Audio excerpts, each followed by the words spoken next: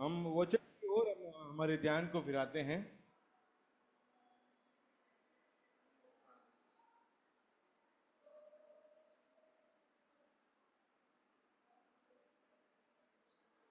നാം കഴിഞ്ഞ ചില ദിവസങ്ങളായിട്ട് ചെയ്തു വരുന്നത് പോലെ ഒരു മെസ്സേജ് നമുക്ക് ട്രാൻസ്ലേഷൻ ഉണ്ടായിരിക്കും. हम जैसे पिछले हफ्ते से करते आ रहे हैं, एक मैसेज का ट्रांसलेशन किया जाएगा. സമയം ലാഭിക്കുന്നതിനും മറ്റുമാണ് നാം അങ്ങനെ ചെയ്യുന്നത്. ये समय की कमी है, वो समय बचाने के लिए हम ऐसा करते हैं. നിങ്ങളുടെ സഹകരണം പ്രതീക്ഷിക്കുന്നു. आपका सहयोग उसके लिए जरूरी है. നാം ഇന്ന് വായിച്ച 150ാമത്തെ സങ്കീർത്തനം നമുക്ക് പരിചയമുള്ളതാണ്. हम सब अच्छी तरह जानने वाला एक भजन संगीता है, 150वां भजन संगीता. ഇതിൽ നിന്ന് വിശേഷാലൊന്നും ഞാൻ പ്രസംഗിക്കാൻ ആഗ്രഹിക്കുന്നില്ല. इसमें से खास करके मैं कुछ प्रचार नहीं करूंगा. എന്നാൽ നാം ഇവിടെ വായിക്കുന്നത് ദൈവത്തിന് സ്തുതിസ്തോത്രങ്ങൾ അർപ്പിക്കുന്നതിനുള്ള ആഹ്വാനമാണ് ഈ സങ്കീർത്തനത്തിൽ. ये भजन संगीता यहोवा की स्तुति आराधना करने के लिए लोगों को आह्वान देता हुआ एक भजन संगीता है. ये പ്രത്യേകിച്ച് പഴയ നിയമ കാലത്ത് ദൈവത്തെ സ്തുതിക്കുന്നതിന് പ്രത്യേകമായ സമയങ്ങളും സ്ഥലങ്ങളും ഉണ്ടായിരുന്നു. पुराने नियम में हम देखते हैं कि यहोवा परमेश्वर की स्तुति और आराधना करने का एक खास स्थान होता था, खास समय हुआ करता था. ദൈവത്തിന് യാഗം കഴിക്കുവാൻ ഭൂമിയിലാകെ ഒറ്റ സ്ഥലമേ ദൈവം അനുവദിച്ചിരുന്നുള്ളൂ, യെരുശലേം. परमेश्वर के लिए बलि चढ़ाने के लिए भी एक ही स्थान नियुक्त किया गया था, वो था यरूशलेम. അതുകൊണ്ടാണ് ഇവിടെ പറയുന്നത് അവന്റെ വിശുദ്ധ മന്ദിരത്തിൽ അവനെ സ്തുതിപ്പീൻ. इसीलिए यहाँ पर लिखा गया है कि उसके पवित्र स्थान में उसकी स्तुति करो.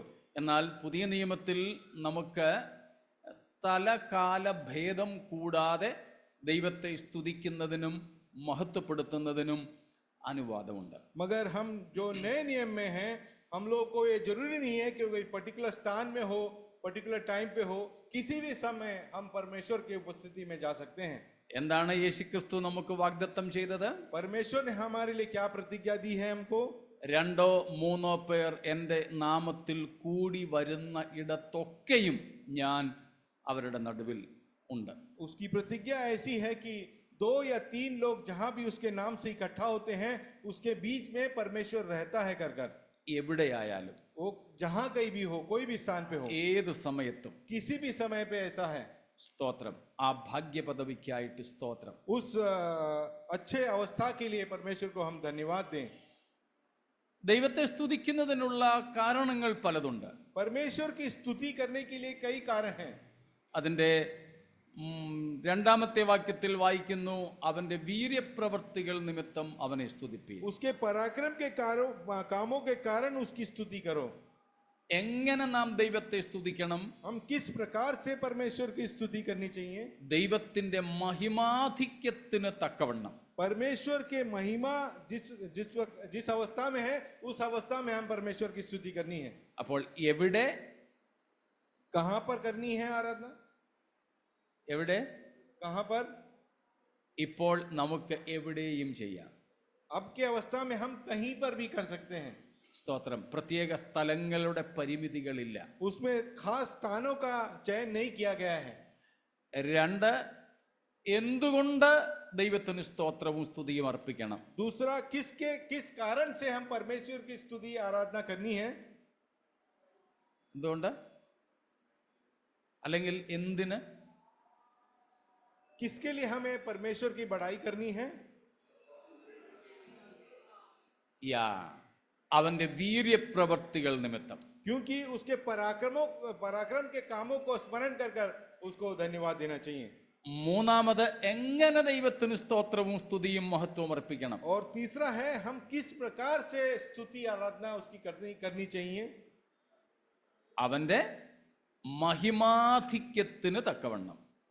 ताकि उसके अत्यंत बड़ाई करते हुए उसकी स्तुति आराधना करनी चाहिए. दूसरे वचन को पढ़ो.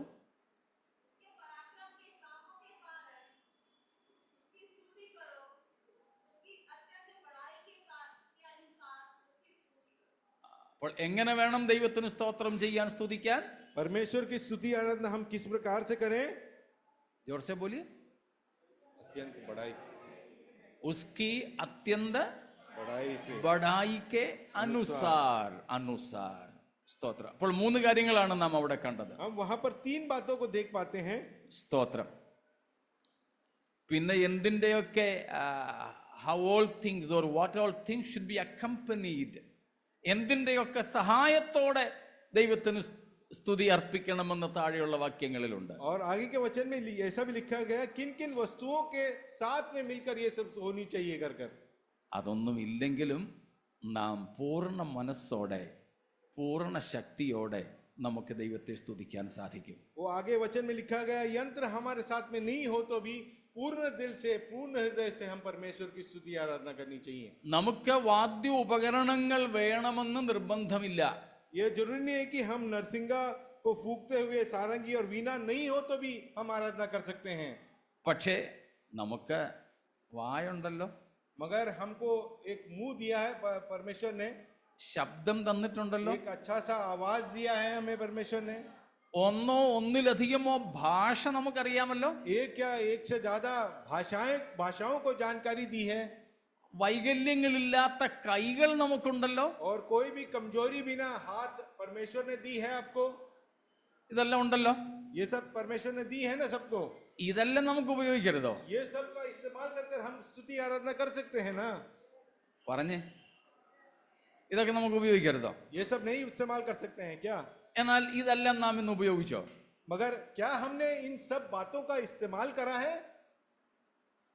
യെസ്, ഉപയോഗിക്കാവുന്നത് പോലെ ഉപയോഗിച്ചോ? और जिस प्रकार से हम इस्तेमाल में ला सकते हैं उस प्रकार से इस्तेमाल किया है क्या? ഇല്ല. नहीं किया है वैसा.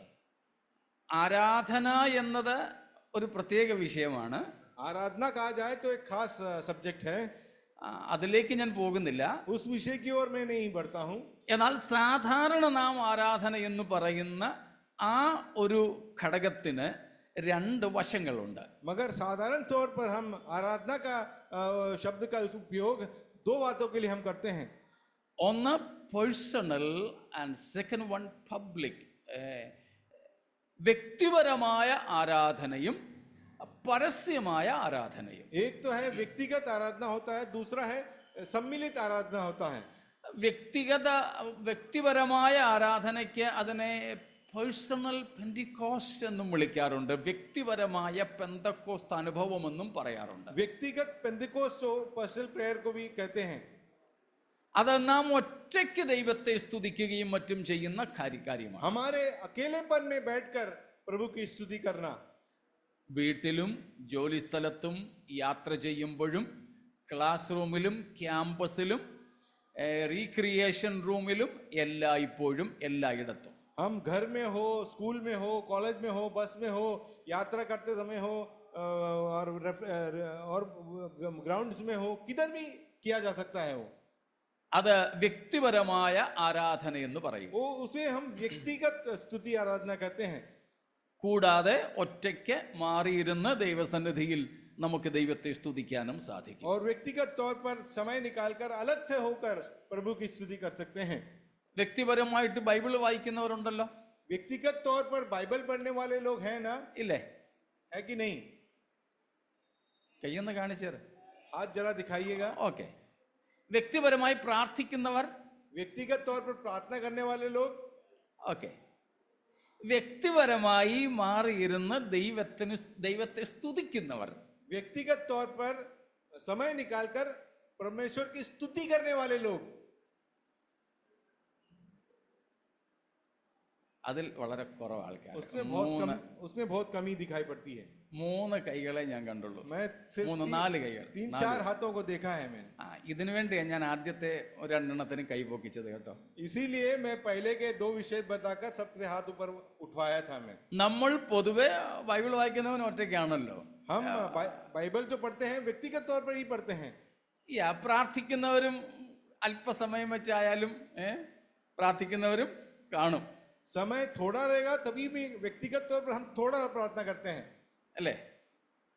പക്ഷേ നാം ഒറ്റയ്ക്ക് ദൈവത്തെ സ്തുതിക്കുവാൻ വേണ്ടിയിട്ട് സമയമെടുക്കാറില്ല എന്നത് ഒരു കുറവാണ്. मगर व्यक्तिगत तौर पर हम प्रभु की स्तुति करने के लिए समय निकालता है, ये बहुत कम है. ഇന്നു മുതൽ അതും കൂടെ നമ്മളൊന്ന് പ്രാക്ടീസ് ചെയ്യണം. मगर आज से लेकर हम उसके लिए भी एक परिश्रम करना जरूरी है. വേണമെങ്കിൽ ബൈബിൾ വായിക്കുന്ന കൂട്ടത്തിലും പ്രാർത്ഥിക്കാനിരിക്കുന്ന കൂട്ടത്തിലും പ്രാർത്ഥനയ്ക്ക് മുമ്പോ പിമ്പോ ഇത് ചെയ്യാം. हम बाइबल पढ़ते हैं, प्रार्थना करते समय उसके पहले या उसके पश्चात भी हम इसका ये कर सकते हैं परमेश्वर की स्तुति. ഒറ്റയ്ക്ക് ഇരുന്ന് ദൈവത്തെ സ്തുതിക്കാം. अकेले में बैठकर परमेश्वर की स्तुति करना. അത്യാവശ്യം വേണമെങ്കിൽ പാട്ടുകളോ കോറസുകളോ പാടാം. अगर बहुत जरूरतमंद हो तो उसके लिए गाना भी गा सकते हैं. അപ്പോൾ അതും കൂടെ ചെയ്യണം. वो भी करना अत्यावश्यक है. നാം ഈ കൂടി വരുന്നത് പബ്ലിക് വർഷിപ്പിന് വേണ്ടിയാണ്, കൂട്ടായി ദൈവത്തെ സ്തുതിക്കാൻ വേണ്ടിയാണ്. ये सामूहिक स्तुति आराधना के लिए हम एक साथ एकत्रित होते हैं. ആ സമയത്ത് നാം ഒരുമിച്ച് നമുക്ക് അധരങ്ങൾ തുറന്ന് ശബ്ദമുയർത്തി കൈകൾ അടിച്ച് കൈകൾ ഉയർത്തി കൈകൾ വീശി കൈകൾ മലർത്തി കൈകൾ കൂപ്പി ഒക്കെ ദൈവത്തിന് സ്തോത്രം ചെയ്യാൻ സ്തുതിക്കാൻ നമുക്ക് സാധിക്കണം. हम जब एकत्रित होते हैं तो हम मिलकर के जोर से गाना गा सकते हैं, ताली बजा सकते हैं, हाथ उठा सकते हैं, परमेश्वर से हाथ फैला सकते हैं, सब कुछ करके परमेश्वर की हम आराधना करते हैं. ഇന്നും ഞാൻ കണ്ടു കൈകൾ പൊക്കി പാടാൻ പറഞ്ഞപ്പോൾ കൈകൾ ഉയർത്തി, ഒരിക്കൽ പറയാതിരുന്നപ്പോൾ പൊക്കിയതയില്ല. मैं जब कहता हूँ परमेश्वर को हाथ उठाकर स्तुति कीजिएगा तभी हाथ उठाते हैं, वरन नहीं करते हैं कोई. പറഞ്ഞിട്ടും ചെയ്യാത്തവരും ഉണ്ടായിരുന്നു. पर कहने के बावजूद कई लोग नहीं कहते हैं, करते हैं. കൈയടിക്കാൻ മടിയുള്ളവരുണ്ട്. और कई लोग जो हैं जो ताली बजाने के लिए आलसीपन दिखाते हैं. ഞാൻ പണ്ടും പറഞ്ഞിട്ടുണ്ട്, ചിലർ ഇങ്ങനെ ചെയ്യും. कुछ लोग ऐसा ड्रम बजाते हैं, ചിലർ ഇങ്ങനെ ചെയ്യും. कुछ लोग ऐसा हाथ को मिलाते हैं. കരങ്ങൾ അടിച്ച് നാം അതിനുവേണ്ടി കൂടിയാണ് ഇവിടെ വരുന്നത്. ये सब करने के लिए ही तो हम यहाँ पर एकत्रित होते हैं. നമുക്കിവിടെ അത് ചെയ്യാൻ സ്വാതന്ത്ര്യമുണ്ട്. और हमको ऐसा परमेश्वर की स्तुति आराधना करने का पूर्ण स्वतंत्रता है यहाँ पर.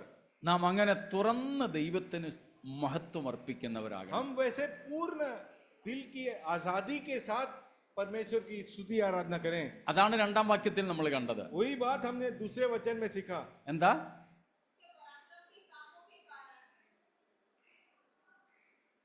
അവന്റെ മഹിമാധിക്യത്തിന് തക്കവണ്ണം അവനെ സ്തുതിപ്പി. उसकी अत्यंत बड़ाई के अनुसार उसकी स्तुति करो. സ്തോത്രം. മുമ്പും ഞാൻ ഒരു ഉദാഹരണം പറഞ്ഞിട്ടുണ്ട്. इसके पहले भी मैं उदाहरण दे चुका हूँ ऐसा. നമ്മുടെ ഓഫീസിലെ ഒരു 4th ക്ലാസിൻ്റെ മോടെ കല്യാണത്തിന് കൊടുക്കുന്ന ഗിഫ്റ്റ് അല്ല നമ്മുടെ ബോസിന്റെ മകളുടെ വിവാഹത്തിന് നമ്മൾ കൊടുക്കുന്നത്. हमारे किसी नौकर की बेटी या बेटे के शादी में देने वाला तोहफा हम हमारे बॉस के बेटा या बेटी के शादी में हम नहीं दे सकते हैं. നമ്മുടെ ഗിഫ്റ്റിന്റെ പണത്തിന്റെ കൂടുതൽ ആവശ്യം മറ്റവർക്കാണ്.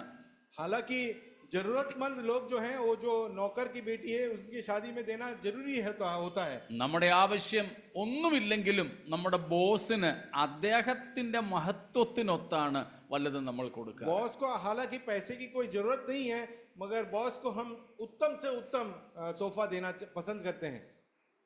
അങ്ങനെയാണെങ്കിൽ നമ്മുടെ ദൈവത്തിന് മഹത്വം അർപ്പിക്കുന്നത് ദൈവത്തിന്റെ മഹിമാധിക്യത്തിന് തക്കവണ്ണം വേണം. तो फिर हमारे परमेश्वर को अनंत बढ़ाई के अनुसार उसकी स्तुति आराधना हमें करनी चाहिए. സ്തോത്രം. മനസ്സിലാവുന്നുണ്ടോ? आप लोग समझ रहे हैं ना? വരും ദിവസങ്ങളിൽ അങ്ങനെ കാണുവാൻ ഞാനും ആഗ്രഹിക്കുന്നു. आगे के दिनों में ऐसा करते हुए हम आप लोगों से आग्रह करता हूं. ഇനി നമുക്ക് കഴിഞ്ഞ ദിവസങ്ങളിൽ പഠിച്ചുകൊണ്ടിരുന്ന ഒരു വിഷയത്തിലേക്ക് ശ്രദ്ധ തിരിക്കാം. पिछले दिनों में हम जो एक विषय सीख रहे थे उस ओर हम अपना ध्यान को ले जाते हैं. The I am statements of Christ. I am statements, घोषणाएं, जो मैं हूं घोषणाएं जो यीशु मसीह ने की है उस विषय में सीखने जा रहे हैं. എത്ര എണ്ണം ഉണ്ട്? कितनी घोषणाएं वैसे? यश कितने हैं? 7. पहला क्या था?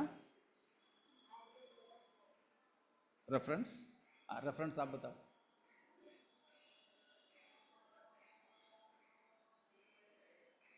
31, 35।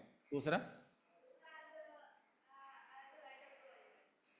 पहले वाले का दूसरा रेफरेंस, या तीसरा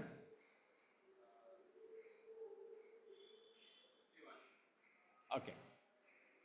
അപ്പോൾ നമ്മൾ യേശുക്രിസ്തുവിൻ്റെ 7 ഞാനാകുന്നു എന്ന അവകാശവാദങ്ങൾ നോക്കിക്കൊണ്ടിരിക്കുകയാണ്. हम देख रहे थे यीशु मसीह ने मैं हूं करके 7 घोषणाएं की थी, उस विषय में हम सीख रहे थे. അതിൽ ഒന്നാമത്തേത് യോഹന്നാന്റെ സുവിശേഷം 6-ാം അധ്യായം 35, 48, 51 വാക്യങ്ങളിൽ കാണുന്ന ജീവന്റെ അപ്പം ഞാനാകുന്നു എന്ന പ്രഖ്യാപനമാണ്. यीशु ने जो घोषणा की मैं जीवन का रोटी हूं, उस विषय में यूहन्ना 6 अध्याय से कई वचनों को हमने पढ़ा है. അതിന്റെ പശ്ചാത്തലം നാം കഴിഞ്ഞ ദിവസങ്ങളിൽ കണ്ടു. उसकी पृष्ठभूमि भी हमने पिछले हफ्ते देखा. യേശുക്രിസ്തു തൻ്റെ അടുക്കൽ കൂടി വന്ന ആയിരക്കണക്കിന് ജനത്തിന് അപ്പം കൊടുത്ത ഒരു സന്ദർഭം. उनसे उनके कहे हुए वाणियों को सुनने के लिए जमा हुए कई सारे लोगों को उन्होंने भोजन दिया हुआ घटना के बारे में हमने देखा है.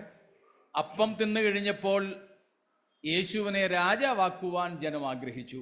अगर भोजन खाने के बाद में लोग चाहते थे कि यीशु मसीह को राजा बनाया जाए, എന്നാൽ യേശു അവിടെ നിന്നും ഒഴിഞ്ഞുപോയി. मगर यीशु मसीह वहां से निकल जाता है.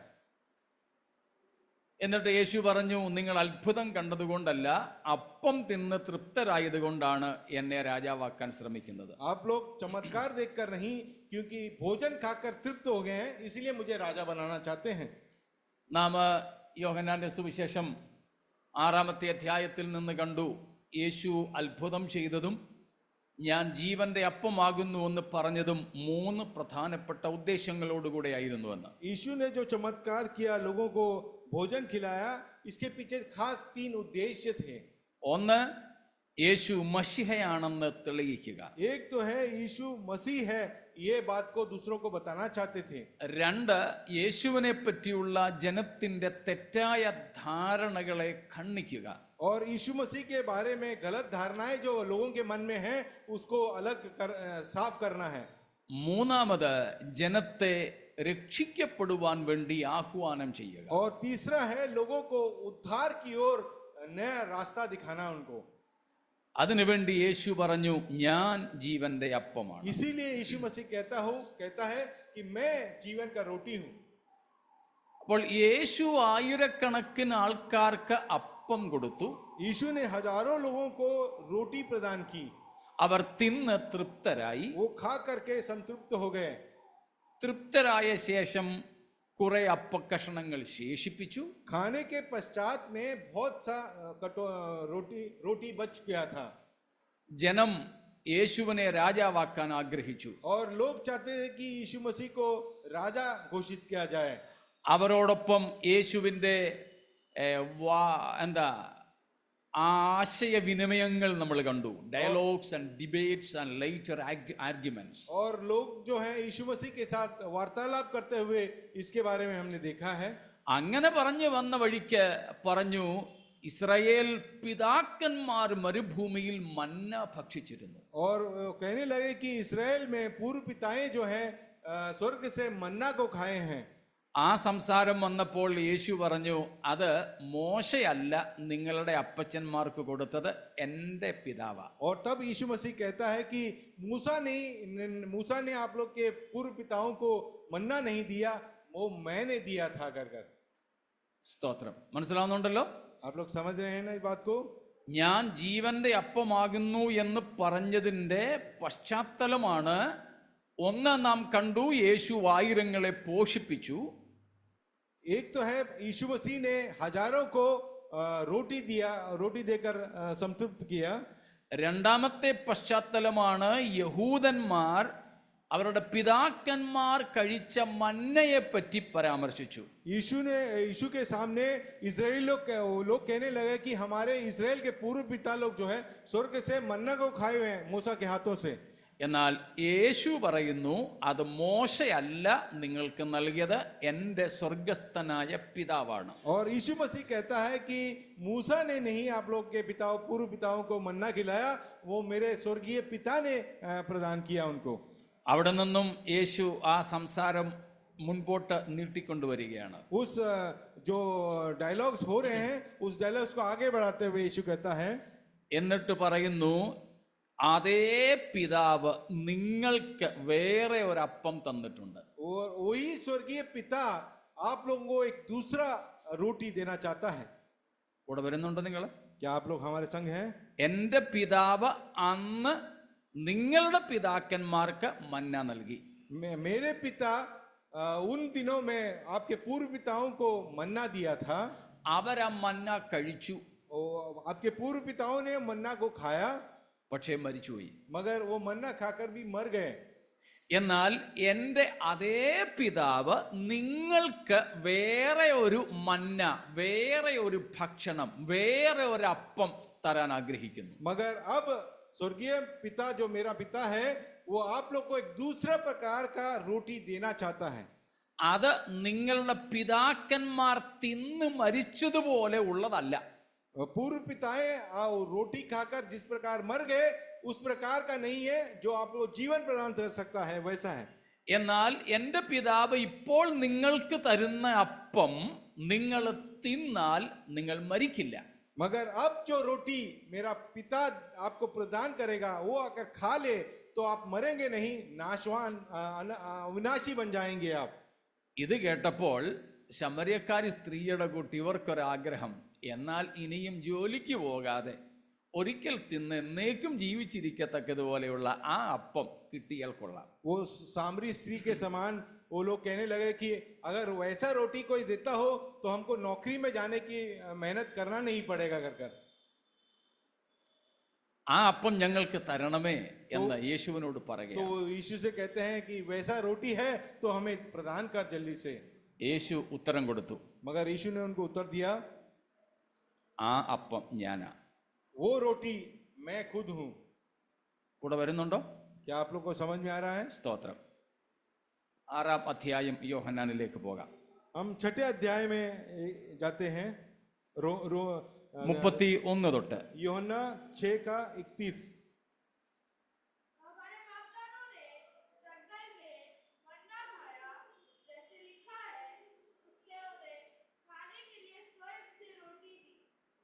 यीशु ने उनसे कहा, मैं तुमसे सच सच कहता हूँ कि मूसा ने तुम्हें वह रोटी स्वर्ग से न दी, परंतु मेरा पिता तुम्हें सच्ची रोटी स्वर्ग से देता है, क्योंकि परमेश्वर की रोटी वही है जो स्वर्ग से उतरकर जगत को जीवन देती है. तब उन्होंने उससे कहा, हे प्रभु, यह रोटी हमें सर्वदा दिया कर. यीशु ने उनसे कहा, जीवन की रोटी मैं हूँ. जो मेरे पास आता है वह कभी भूखा न होगा, और जो मुझ पर विश्वास करता है वह कभी प्यासा न होगा. പശ്ചാത്തലം മനസ്സിലായല്ലോ? उसका पृष्ठभूमि को समझ गए आप लोग? യഹൂദന്മാർ യേശുവിനോട് ഒരിക്കലും മരിക്കാത്തതും പിന്നീട് വിശക്കാത്തതുമായ അപ്പം ചോദിച്ചു. जो यहूदी लोग जो हैं यीशु मसीह को उस रोटी को मांगते हैं जिससे खाने के कभी भी आगे मांगना नहीं पड़े या फिर वो खाने के बाद में अनंत जीवन मिल जाए. യേശു പറയുന്നു, ആ അപ്പം ഞാനാണ്. उस समय यीशु मसीह कहता है कि वो रोटी मैं खुद हूँ. അതാരാ നിങ്ങൾക്ക് തരുന്നത്? और वो कौन आपको प्रदान करता है? പഴയ മന്ന തന്ന അതേ പിതാവ്. आपके पूर्व पिताओं को दिया हुआ वही स्वर्गीय पिता आप लोग को ये भी रोटी प्रदान करेगा. പഴയതിൽ നിന്നും വ്യത്യസ്തമായൊരപ്പം. पुराने रोटी से एक अलग तरीके का रोटी आपको प्रदान होगा. എവിടെ നിന്നാണ് ഇത് തരുന്നത്? ये रोटी कहाँ से प्रदान किया जाएगा? സ്വർഗത്തിൽ നിന്ന്. स्वर्ग से प्रदान होता है ये रोटी. യേശു തൻ്റെ ആളത്വത്തെ ഇവിടെ വ്യക്തമാക്കുന്നു. यीशु अपने व्यक्तित्व को दूसरों के सामने प्रकट करता है. എന്താ പറയുന്നത്? वो क्या कहता है? ഒന്ന്, ഞാൻ എൻ്റെ പിതാവിങ്കൽ നിന്നും വന്നിരിക്കുന്നു. वो कहता है कि मैं अपने पिता की ओर से आप लोगों के लिए आया हूं.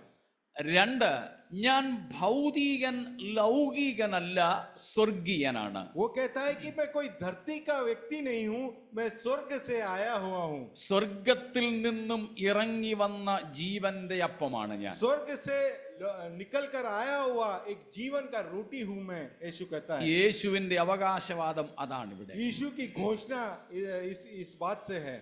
ഈ യഹൂദന്മാർ യേശുവിനെ പറ്റി ചിന്തിച്ചത് യേശു ലോകത്തിൽ നിന്നുള്ളവനാണെന്ന്. ये यहूदी लोगों ने सोचा कि धरती का कोई व्यक्ति है यीशु मसीह कर മറ്റു മനുഷ്യരെ പോലെ യേശു ആണെന്ന്. बाकी दूसरे मनुष्यों के समान यीशु एक साधारण व्यक्ति है सोचा. എന്നാൽ യേശു ഇവിടെ പറയുന്നു, ഞാൻ സ്വർഗത്തിൽ നിന്ന് വന്നതാണ്. मगर यीशु के यहाँ पर कहता है कि मैं स्वर्ग से उतर कर आया हूँ. ഞാൻ തനിയെ വന്നതുമല്ല, और मैं खुद से धरती पर आया नहीं हूँ. പിതാവ് എന്നെ അയച്ചതാണ്. स्वर्गीय पिता परमेश्वर ने मुझे वहां से भेजा है. ആർക്ക് വേണ്ടി? और किसके लिए भेजा है? നിങ്ങൾക്ക് വേണ്ടി. आप लोगों के लिए. ആർക്കൊക്കെ വേണ്ടി? और किन लोगों के लिए है ये? ഉത്തരം നിങ്ങൾ പറ. किसके लिए भेजा है? तुम्हारे लिए. किन किन के लिए? ആർക്കൊക്കെ വേണ്ടിയാ? किन किन लोगों के लिए परमेश्वर ने भेजा है? विश्वासियों के लिए. तो विश्वास नहीं करने वालों के लिए यीशु मसीह नहीं है. तो उधर क्या लिखा है? उधर क्या लिखा है? रोहन क्या पढ़ा? किसको? ജഗത് കോ. ലോകത്തിന് എന്ന് പറഞ്ഞാൽ ലോകത്തിലുള്ള സകലർക്കും. तो वो कहता है कि मैं जगत के सारे लोगों को जीवन देने के लिए स्वर्ग से आया हुआ रोटी हूं. കൂടെ വരുന്നുണ്ടല്ലോ. आप लोग हमारे संग हैं. സ്തോത്രം.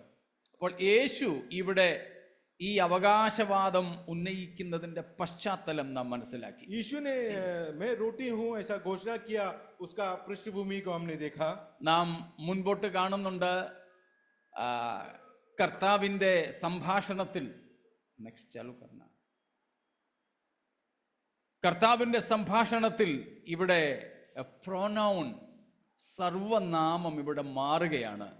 ഞാൻ എന്ന ഒരു വ്യക്തിപരമായ അവസ്ഥയിലേക്ക് യേശു ആ സംഭാഷണത്തെ കൊണ്ടുപോകുന്നു. और जो वार्तालाप में यीशु मसीह ने अपने बारे में वो प्रकट करता है. वो ഞാൻ ആകുന്നു, मैं हूं ऐसा कहता है. എന്താണ്? क्या क्या कहता है? 4:26 വാക്യം. 4:26. चौथा अध्याय का 26वां वाक्य. यूहन्ना. यीशु ने उससे कहा, रूफस इधर भी तो देख.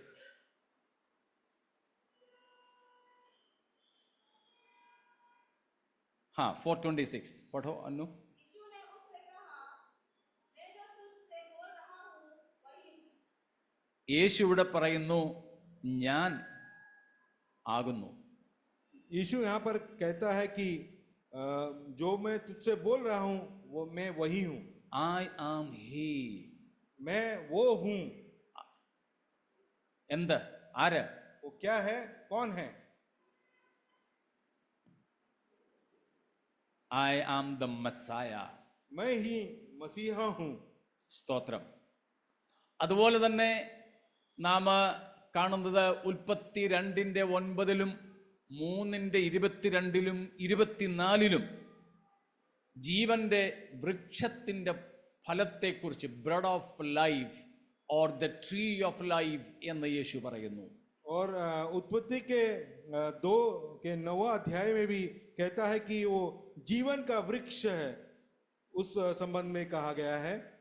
Revelation 21:6 and 22:1, വെളിപ്പാട് 21:6 22:1 പറയുന്നു വാട്ടർ ഓഫ് ലൈഫ്, ജീവജലത്തെക്കുറിച്ച്. और प्रकाशित वाक्य 21 और 22 में कहता है कि मैं जीवन देने वाला जल हूं. എന്ന് പറഞ്ഞാൽ ഇവിടെ യേശു ഞാനാകുന്നു എന്ന് പറയുന്നതിൻ്റെ രണ്ട് പ്രധാനപ്പെട്ട അർത്ഥങ്ങളുണ്ട്. इसका मतलब ये है कि यीशु मसीह ने जो कहा मैं हूं, इसका दो मायने हैं. ഒന്ന്, Christ is the living or he has life in himself. इसका मतलब ये है कि यीशु मसीह में जीवन उपलब्ध है दूसरों के लिए. സ്തോത്രം. യേശു ജീവനുള്ളവനാണ്, അവനിൽ തന്നെ ജീവനുണ്ട്. यीशु मसीह जीवंत है और उसमें जीवन है जो दूसरों को प्रदान कर सकता है. 5:26 വാക്യത്തിൽ നമ്മൾ പല പ്രാവശ്യം വായിച്ചിട്ടുണ്ട്. उसका 5:26 में हमने कई बार पढ़ रखा है. രണ്ടാമത്തെ കാര്യം യേശു ഇവിടെ പറയുന്നത്, എനിക്ക് ജീവൻ ഉണ്ടെന്ന് മാത്രമല്ല, ഞാൻ ജീവൻ നൽകുന്നവനാണ്. यीशु यहाँ पर कहता है कि मैं उसके खुद में जीवन है उतना ही नहीं, बल्कि उसका जीवन और दूसरों को प्रदान भी कर सकता है. So when Christ says that I am the bread of life, Christ is claiming that I am the living bread as well as I am the life-giving bread, the source of life. मैं जीवन की रोटी हूँ जो दूसरों को जीवन देने लायक रोटी हूँ करके भी कहता है. ഇവിടെ വരുന്നുണ്ടോ? സ്തോത്രം. നമുക്ക് വീണ്ടും മുൻപോട്ട് പോകാം. നമുക്കറിയാം എത്ര ജീവനുണ്ട്? कितना प्रकार का जीवन होता है? जीवन 1 2 3 4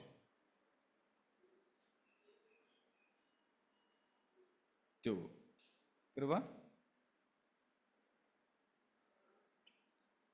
अन्नू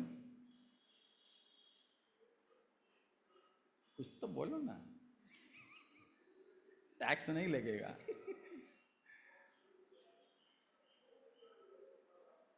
आशीष, एक ही जिंदगी जरूर एक ही है, मगर जीवन एक से ज्यादा है. अच्छा 3 ഓക്കെ. 3 ജീവിതം ഒന്നേ ഉള്ളൂ, ജീവൻ 3 ഉണ്ട്. ഓക്കെ, एक ही जिंदगी है मगर 3 जीवन है. സ്തോത്രം. ഒന്നാമത്തെ ജീവൻ पहला जीवन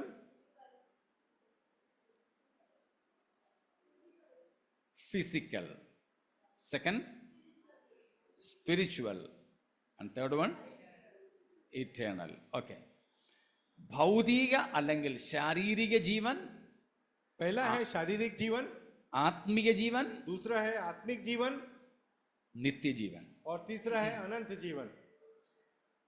ജൽദി പൂര നിക്കാലോ. രണ്ടാമത്തേതായി നാം അവിടെ കാണുന്നത്, സ്തോത്രം, എന്താണ്? Naturally we are or we were dead. സ്വാഭാവികമായി നാം മരിച്ചവരായിരുന്നു. स्वाभाविक तौर से हम मरे हुए थे. എഫെസ്യ ലേഖനം 2:1-5 നാം അത് കാണുന്നുണ്ട്.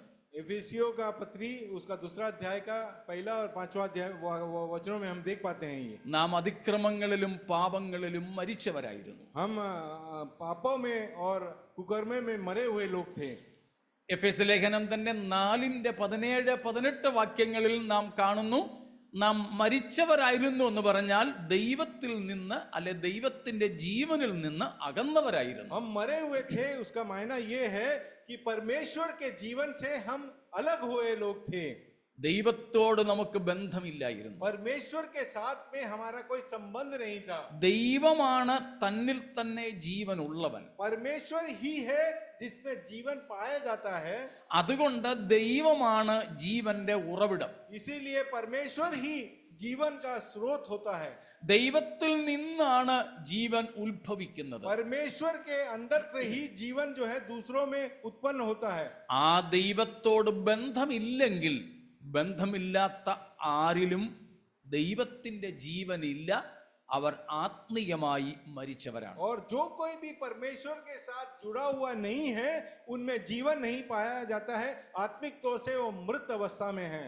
എന്നാൽ പൗലോസ്ലിഹ ഈ എഫെസ്യർ 2 പറയുന്നു, the Lord God has quickened us to life in Christ. मगर पौलुस, प्रेरित पौलुस एफिसियों के पत्री दूसरे अध्याय में कहता है कि हम जो आत्मिक मृत्यु की अवस्था में थे, परमेश्वर के साथ जोड़ करके हमको जीवित कर दिया है कर। നാം അതുകൊണ്ട് ഇപ്പോൾ ആരാണ്? इसीलिए हम कौन हैं? We are both resurrected and thus living. और हम जीवित हैं और मरे हुए से जिलाए हुए लोग हैं। മനസ്സിലാവുന്നുണ്ടോ? ആ ഒരു ഉയർപ്പ് നമുക്ക് ലഭിച്ചവരാണോ? क्या हमने वो जिलाए जाने की अवस्था हम में है क्या? നമുക്ക് ലഭിച്ചിട്ടുണ്ടോ? क्या हमने उस अनुभव को पाया है? അത് ഇപ്പോഴും മരിച്ചവരാണോ? या अभी भी आत्मिक मृत्यु की अवस्था में हो आप? സ്തോത്രം. നമുക്ക് ജീവൻ യേശുക്രിസ്തുവിലൂടെ ലഭിച്ചു, ഉയർപ്പിക്കപ്പെട്ടെങ്കിൽ നാം സന്തോഷത്തോടെ ആ ജീവന്റെ തുടിപ്പ് അനുഭവിക്കുന്നവരാകണം. उस आत्मिक जीवन में हमको परमेश्वर ने दिया है तो एक खुशी के साथ, आनंद के साथ रहना जरूरी है। വെന്റിലേറ്ററിന്റെ സഹായത്തോടെ ആകരുത് ഇനിയും നമ്മുടെ ജീവൻ. हम जो है वेंटिलेटर की सहायता से जीवन बिताने वाले, मर गिर कर जीने वाले नहीं होने चाहिए। സ്വയമായി ശ്വസിക്കാൻ കഴിയാത്തവർക്ക് ഓക്സിജന്റെ സഹായത്തോടുകൂടെ, ഓക്സിജൻ സപ്പോർട്ടിലാണ് ചിലരെ നിലനിർത്തുന്നത്. और कुछ लोग जो श्वास खुद से ले नहीं सकते हैं, उनको वेंटिलेटर की सहायता हमेशा जरूरी होती है। നാം അങ്ങനെ ആകരുത്. मगर हम लोगों को वैसा नहीं होना है, കാരണം കർത്താവ് നമ്മെ ഉയർപ്പിച്ചു. क्योंकि परमेश्वर ने हमें जिलाया है। സ്തോത്രം. ജീവൻ പ്രാപിച്ചവരാണോ നാം? क्या हम परमेश्वर से जीवन को पाए हैं? ഹല്ലേലൂയ. നാം ദൈവത്തിൽ നിന്ന് അകന്നവരായിരുന്നു, हम परमेश्वर से अलग हुए लोग थे ക്രിസ്തുവിനെ കൂടാതെ ഉള്ളവരുമായിരുന്നു. और बिना मसीह के जीवन बिताने वाले लोग थे। 2:12 ഞാൻ ഈ പറഞ്ഞത്. 2:12 वचन में हम बोल रहा हूँ। എഫേസ്യർ 2:12 പറഞ്ഞത്.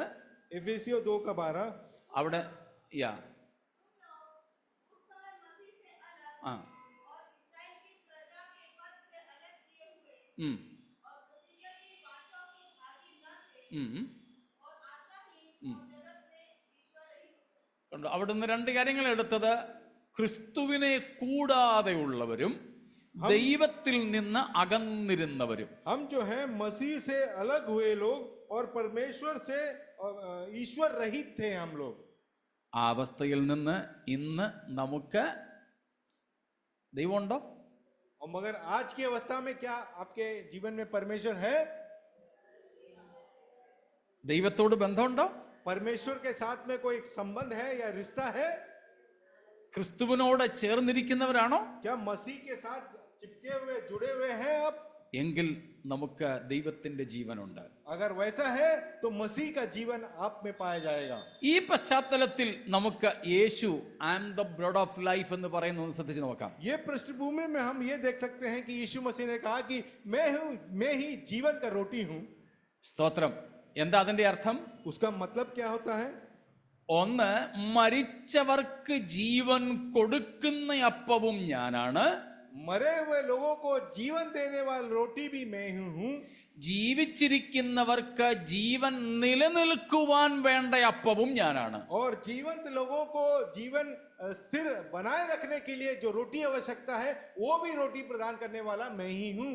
മനസ്സിലായോ? മനസ്സിലായോ? क्या क्या है? क्या क्या है? समझ में आ गया तो बोलो. समझ? नहीं तो पापा बोलेंगे भी. जॉन?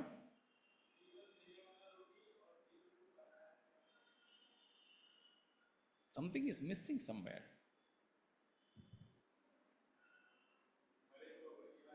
മരിച്ചവർക്ക് ജീവൻ നൽകുന്ന അപ്പവും യേശുവാണ്. मरे हुए लोगों को जीवन प्रदान करने वाला रोटी भी यीशु है। രണ്ട്, ജീവൻ പ്രാപിച്ചവർക്ക് ജീവൻ നിലനിർത്തുന്ന അപ്പവും യേശുവാണ്. और जीवंत लोगों को जीवन कायम रखने के लिए देने वाला रोटी भी मैं हूं। സാധാരണ അപ്പം ആർക്കാ വേണ്ടത്? साधारण सा रोटी किसको उसकी आवश्यकता है? മരിച്ചവർക്കോ ജീവനുള്ളവർക്കോ? मरे हुए लोगों को या जीवंत लोगों को? ജീവിച്ചിരിക്കുന്നവർക്കാ. जीवंत लोगों को रोटी की आवश्यकता है। മരിച്ചവർക്ക് എത്ര രുചികരമായ ആഹാരം അപ്പം കൊടുത്താലും അവർക്ക് കഴിക്കാൻ ഒക്കത്തില്ല. मरा हुआ व्यक्ति के सामने कितना भी अच्छा भोजन रखा जाए तो उसको इंटरेस्ट नहीं है उसमें। എന്നാൽ യേശു എന്ന ജീവന്റെ അപ്പത്തിന് മാത്രമുള്ള പ്രത്യേകതയാണ് മരിച്ചവർക്ക് ജീവൻ കൊടുക്കാൻ കഴിയുന്ന അപ്പമാണ്. मगर यीशु नामक रोटी में एक खासियत या खूबी है कि मरे हुए लोगों को भी जीवन दिला सकता है वो. സ്തോത്രം. അങ്ങനെയാണെങ്കിൽ യേശു ഇവിടെ രണ്ട് കാര്യങ്ങളോട് തന്നെ തന്നെ താരതമ്യപ്പെടുത്തുന്നു. ऐसे दो विषयों को साथ में रखकर अपने संबंध में वो कहता है. ഒന്ന്, യേശു തന്നെ വിഭജിച്ച് ജനത്തിനു കൊടുത്ത അപ്പത്തോട്. രണ്ട്, യഹൂദ പിതാക്കന്മാർ കഴിച്ചു മരിച്ച മന്നായോട്. यीशु मसीह अपनी तुलना जो है इजरायली लोग जो मन्ना खाए उसके संबंध में करता है, और दूसरा जो तोड़ करके रोटी जो लोगों को खाने के लिए दिया उसके साथ में भी वो अपनी तुलना करता है. മനസ്സിലാവുന്നോ? आप लोग समझ रहे हैं? മരിച്ചവർക്ക് ജീവൻ കൊടുക്കുകയും ജീവൻ പ്രാപിച്ചവർക്ക് ജീവനിൽ നിലനിൽക്കാൻ സഹായിക്കുകയും ചെയ്യുന്ന അപ്പമായ യേശു രണ്ട് സംഗതികളോട് തന്നെ തന്നെ തുലനം ചെയ്യുന്നു. मरे हुए लोगों को जीवन देने वाला रोटी और जीवंत लोगों को सस्टेन करने के लिए दिया जाने वाला रोटी वो खुद ही है, ऐसा कहकर दो बातों से वो अपनी तुलना करता है. ഒന്നാമത്തെ ഉപമാനം യേശു തന്നെ പുരുഷാരത്തിനു കൊടുത്ത അപ്പത്തോട് യേശുവിനെ ഉപമിക്കുകയാണ്. और लोगों को दिया गया रोटी की तुलना वो अपने से करता है. അത് ഞാൻ തന്നെയാ നിങ്ങൾക്ക് തന്നത്. वो कहता है कि मैंने ही ये रोटी आप लोगों को दी है. പക്ഷേ നിങ്ങൾ തിന്നു, ഇനിയും വിശക്കും. मगर वो रोटी खाने के पश्चात फिर भी आप भूखे हैं. പക്ഷേ ഞാൻ തന്നെ ഒരു അപ്പമാണ്. मगर मैं खुद भी एक रोटी हूं. എന്റെ കൂടെ വരുന്നുണ്ടോ? आप लोग क्या हमारे संग है? ഒന്ന്, ഞാൻ നിങ്ങൾക്കൊരപ്പം തന്നു, मैंने एक रोटी आप लोगों को दी, നിങ്ങൾ തിന്നു. आप लोगों ने उसे खाया. പക്ഷേ അല്പസമയത്തേക്ക് അതിന്റെ ഗുണമുള്ളൂ. मगर कुछ समय के लिए उसका गुण दिखाया देता है. പക്ഷേ ഞാൻ തന്നെ ഒരപ്പമാണ്. मगर मैं खुद में एक रोटी हूं. ആ അപ്പം നിങ്ങൾ തിന്നാൽ നിങ്ങൾ മരിക്കില്ല. मगर वो रोटी आपने खाया तो आप कभी मरेंगे नहीं. നിങ്ങൾക്ക് വിശക്കുകയുമില്ല. और आपको कभी भूख भी नहीं लगेगा. സ്തോത്രം. രണ്ടാമത്തെ തുലന യേശു നടത്തുന്നത് പഴയ നിയമത്തിലെ മന്നായോടാ. और दूसरी तुलना यीशु मसीह पुराने नियम के मन्ना के साथ करता है. ആ മന്നയും കൊടുത്തത് എൻ്റെ പിതാവാ. वो मन्ना भी प्रदान किया था मेरे स्वर्गीय पिता ने. പക്ഷേ ദൈവദാനമായിരുന്നെങ്കിലും തിന്നവർ മരിച്ചു. क्योंकि वो परमेश्वर का दान है, वो खाने के पश्चात लोग जो है मर गए. പക്ഷേ ഇപ്പോൾ ദൈവം പിതാവ് മറ്റൊരപ്പം നിങ്ങൾക്ക് തന്നിട്ടുണ്ട്. मगर स्वर्गीय पिता ने एक दूसरा रोटी आप लोगों को दिया है. അതും സാക്ഷാൽ ഭക്ഷണമാണ്. वो भी वास्तव में भोजन है. അത് നിങ്ങൾക്ക് തിന്നാം. वो भोजन आप लोग खा सकते हैं. തിന്നാതെയും ഇരിക്കാം കേട്ടോ. और बिना खाए भी बैठ सकते हैं. പക്ഷേ നിങ്ങൾ തിന്നാൽ നിങ്ങൾക്ക് വിശക്കില്ല. वो रोटी खाने के बाद में आप लोग को भूख नहीं लगेगा. ദാഹിക്കില്ല. और आपको प्यास भी नहीं लगेगा. മരിക്കുകയുമില്ല. और आप लोग मरेंगे भी नहीं. अभी बढ़ के याद कर रहा है ना, ध्यान इधर देना. अभी अभी अभी ठीक है, हाँ ध्यान इधर. അപ്പോൾ യേശു തന്നെ തന്നെ ഈ രണ്ട് അപ്പങ്ങളോട് ഉപമിക്കുന്നു. यीशु ये दोनों रोटी के साथ अपनी तुलना करता है. അങ്ങനെയാകുമ്പോൾ യേശു എന്താ പറയുന്നത്? और ये कहते वक्त यीशु क्या कहना चाहता है?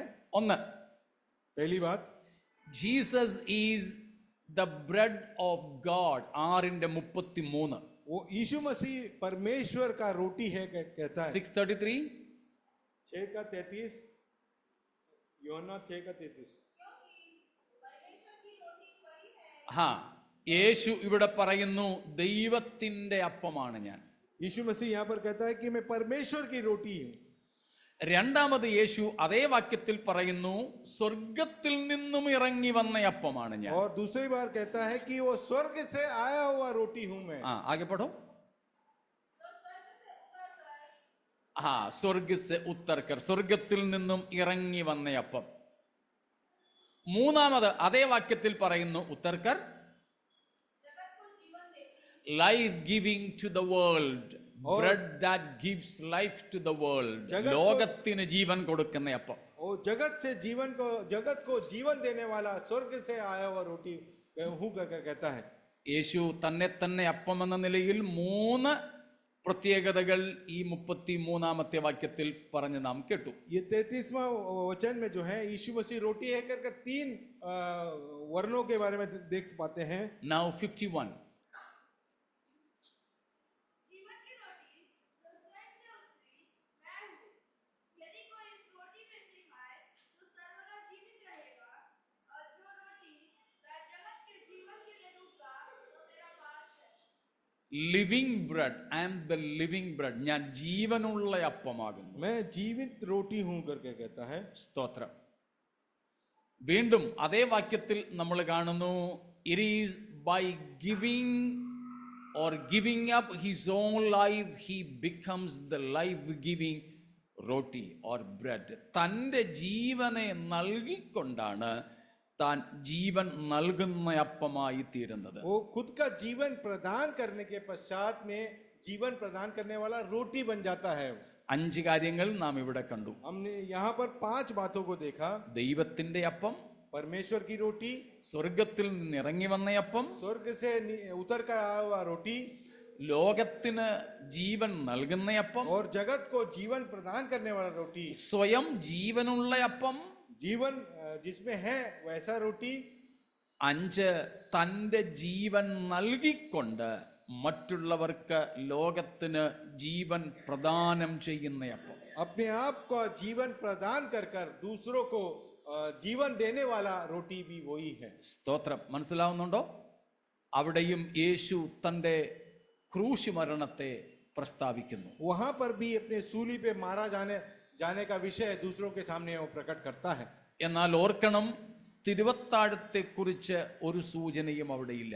वहां पर जो है प्रभु भोज के संदर्भ में कोई भी उल्लेख नहीं है।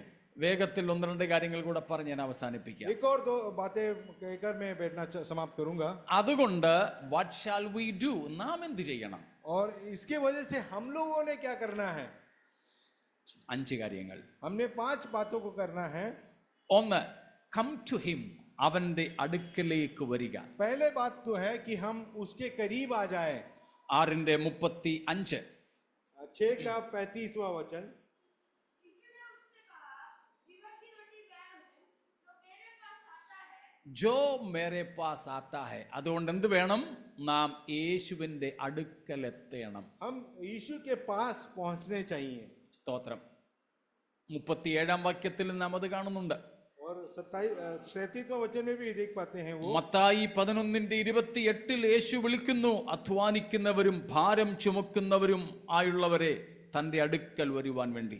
मैथ्यू 21:18 में भी हम देख पाते हैं कि जो मेहनत करने वाले मजदूर है मेरे पास आ जाओ, मैं आपको शांति दूंगा। അപ്പോൾ ഈ ജീവൻ നമുക്ക് ലഭിക്കണമെങ്കിൽ, ഈ അപ്പം നാം കഴിക്കണമെങ്കിൽ യേശുവിന്റെ അടുക്കൽ വന്നേ പറ്റൂ. ये रोटी पाने के लिए और रोटी को खाने के लिए आपको यीशु के करीब आना होगा। സ്തോത്രം. 2, നാം എന്ത് ചെയ്യണം? दूसरा हमें क्या करना है? 6:40, 6:40. 6 का 40वां वचन पढ़े। मेरे पिता की इच्छा यह है कि जो कोई പുത്ര को देखे, लुक अनटू क्राइस्ट, दूसरा- യേശുവിനെ നോക്കുക. दूसरा है हमें पुत्र की ओर देखना है അല്ലെങ്കിൽ യേശുവിനെ കാണുക. और यीशु मसीह को देखना है हमें। അവിടെ നോക്കുക, കാണുക എന്നതിൻ്റെ അർത്ഥം അക്നോളജ് ഹിം, അവൻ ആരാണെന്ന് തിരിച്ചറിയുക. तो यीशु मसीह को देखने के संबंध में वो इस प्रकार कहना चाहता है कि यीशु को ग्रहण कीजिए, उसे स्वीकार कीजिए। സ്തോത്രം. ചിലപ്പോൾ എൻ്റെ ഭാര്യ കറി എന്തെങ്കിലുമൊക്കെ അടുപ്പേ വെച്ചിട്ട് കുളിക്കാൻ പോകുമ്പോൾ പറയും, ഇന്ന സാധനം അടുപ്പിരിപ്പുണ്ട്, ഒന്ന് നോക്കിക്കോണേ. कई बार मेरी पत्नी जो है स्टोव के ऊपर कुछ करी बना कर गर्म करती है और नहाने के लिए चली जाती है और मुझे कहती है कि वो उसके ऊपर रखा है, जरा देख लेना। എന്താ അതിൻ്റെ അർത്ഥം? ഞാൻ പോയി നോക്കിയാൽ മതിയോ? और उसका मतलब यह है कि क्या मैं ऐसे एक बार जाके देखा तो काफी है क्या? ഒരിക്കലല്ല. അവിടെ നോക്കണേ എന്ന് പറഞ്ഞതിൻ്റെ അർത്ഥം നിങ്ങൾക്കറിയാമല്ലോ. वहां पर उन्होंने कहा कि देखना उसे, तो उसका मतलब आप समझते हैं किस लिए है? ഇതുപോലെ ഇവിടെ പറയുന്നു യേശുവിനെ നോക്കുക അല്ലെങ്കിൽ അവനെ കാണുക. और इस वचन में भी वो कहता है कि वो उसे यीशु मसीह को हम देखें. സ്തോത്രം. അവിടെ നോക്കുക എന്നതിന് കാണുക എന്ന അർത്ഥമുണ്ട്.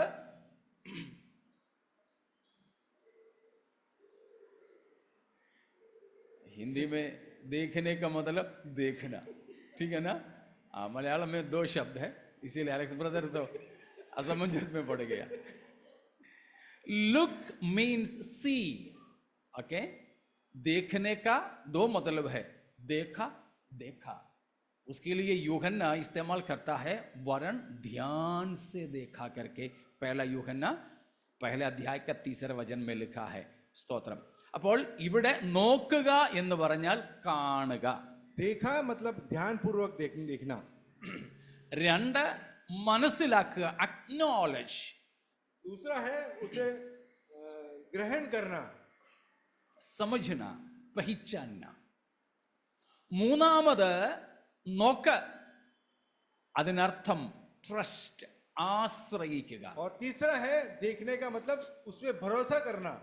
സ്തോത്രം. യോഹന്നാനും പത്രോസും കൂടെ പ്രാർത്ഥിക്കാൻ പോയപ്പം ഒരു മനുഷ്യൻ അവിടെ നിന്നു. പത്രോസ് പറഞ്ഞു ഞങ്ങളെ നോക്കാൻ. ഇവൻ നോക്കി. എന്തായിരുന്നു അവൻ്റെ താല്പര്യം? വല്ലതും കിട്ടുമെന്ന്. അപ്പോൾ നോക്കെന്ന് പറഞ്ഞാൽ ഇവിടെ ആശ്രയം എന്നൊരർത്ഥമുണ്ട്. ये पत्रोस और यूहन्ना प्रार्थना करने के लिए गिरजाघर में जा रहे थे. तभी एक भिखारी को देखकर वो कहता है कि हमें देखो. उसका मतलब ये कि देख के कुछ भरोसा, हम पे भरोसा करो कर. സ്തോത്രം. അപ്പോൾ യേശുവിനെ നോക്കുക.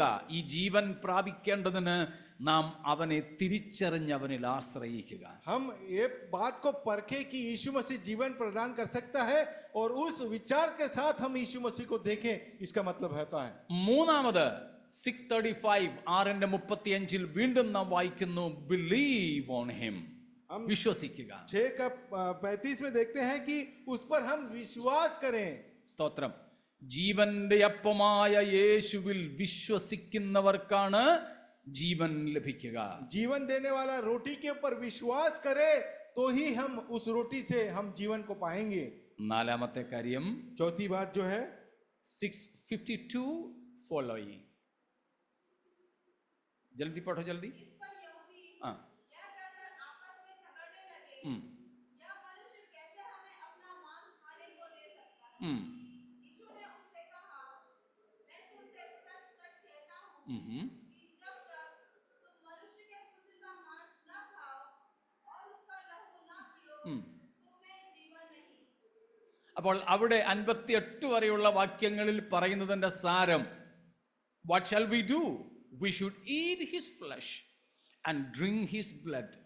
അവന്റെ മാംസം തിന്നുകയും രക്തം കുടിക്കുകയും വേണം. यहाँ पर कहता है कि यीशु मसीह का मांस खाना चाहिए और लहू पीना चाहिए. എന്ന് പറഞ്ഞാൽ इसका मतलब क्या होता है? തിരുവത്താഴത്തിൽ പങ്കെടുക്കണം എന്നല്ല. इसका मतलब कतई ये नहीं है कि प्रभुभोज से आप खाए पिए. പ്രത്യേകിച്ച് റോമൻ കത്തോലിക്ക സഭയും, അതായത് western and eastern churches. Western church എന്ന് പറഞ്ഞാൽ റോമൻ കത്തോലിക്ക സഭ, ഈസ്റ്റേൺ ചർച്ച് എന്ന് പറഞ്ഞാൽ ഓർത്തഡോക്സ് യാക്കോബായ സഭകൾ. ഈ സഭകൾ ഇതാണ് പഠിപ്പിക്കുന്നത്. ഈ വാക്യങ്ങളെ എടുത്തുകൊണ്ട് അപ്പം തിന്നുകയും വീഞ്ഞ് കുടിക്കുകയും ചെയ്യണം, തിരുവത്താഴ പങ്കെടുക്കണം എന്നതാണ്. अपना रोमन कैथोलिक कलीसियाएं और ऑर्थोडॉक्स कलीसिया के विश्वास ये सिखाता है कि यीशु मसीह का मांस खाना और यीशु मसीह का लहू पीना, वो कहते हैं कि प्रभु बोझ से भाग लब लेते हैं. हम वैसा ही करते हैं कि यीशु मसीह का मांस खाते हैं और यीशु मसीह का लहू पीते हैं, पर वास्तव में ये है ही नहीं. അതുകൊണ്ടാണ് അവർ ഇതിന് കുർബാന എന്ന് വിളിക്കുന്നത്, ഖുർബാൻ എന്നർത്ഥം. और इसी के लिए इसका नाम कुर्बाना करके वो कहते हैं.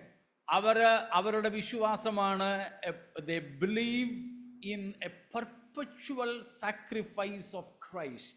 ഓരോ പ്രാവശ്യവും തിരുവത്താഴത്തിൽ പങ്കെടുക്കുമ്പോൾ യേശു യാഗമാകുന്നു എന്ന യേശുവിൻ്റെ തുടർമാനമായ യാഗത്തിൽ, ജോൻ തുടർമാനമായ യാഗത്തിലുള്ള വിശ്വാസമാണ്. वो एक बार में यीशु मरा उस पर विश्वास नहीं करते, एक विश्वास करते हैं कि हर बार जब वो कुर्बाना करते हैं यीशु मसीह को मारा जाना जरूरी होता है, इसके लिए बार बार आते हैं तब यीशु मसीह मारा जाता है, ऐसा विश्वास वो करते हैं.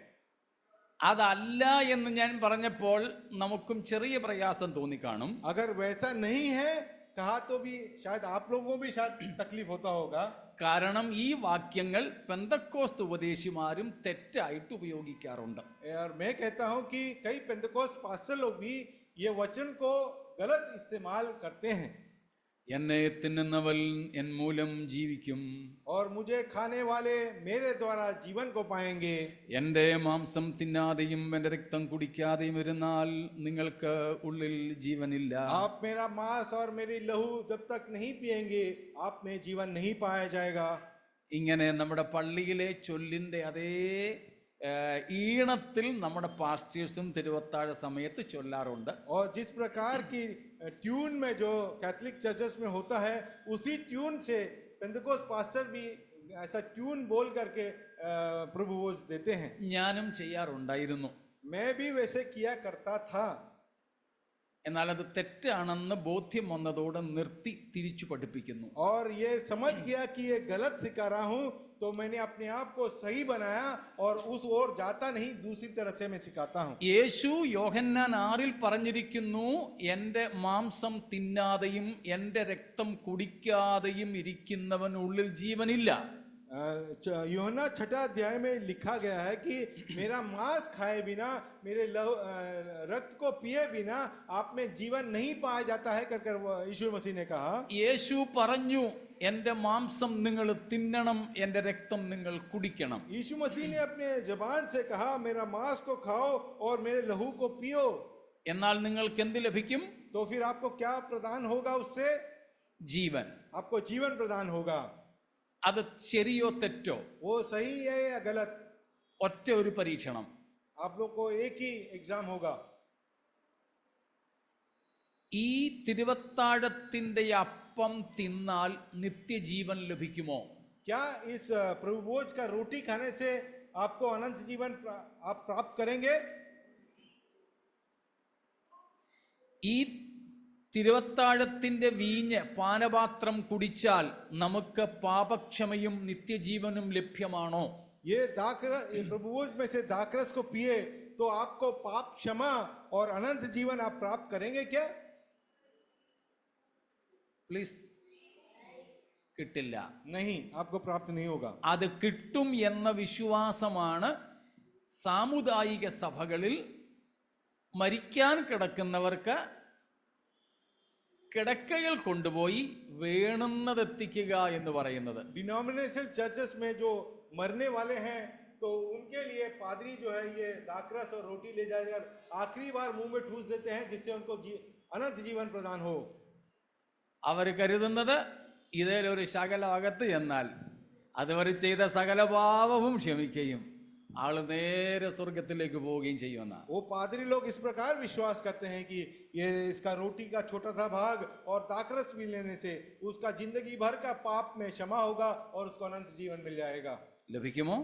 क्या उनको प्रदान होगा? ഇല്ല. नहीं.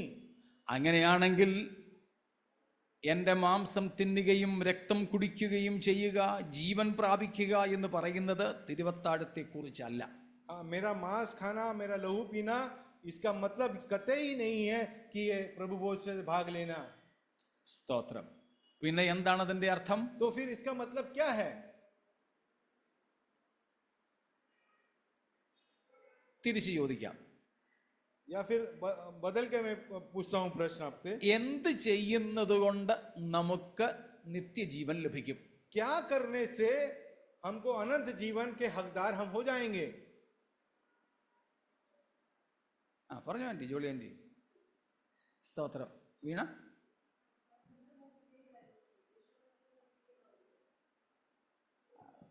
तीर्थ तो बाद में रहेंगे, उससे पहले विश्वास करना.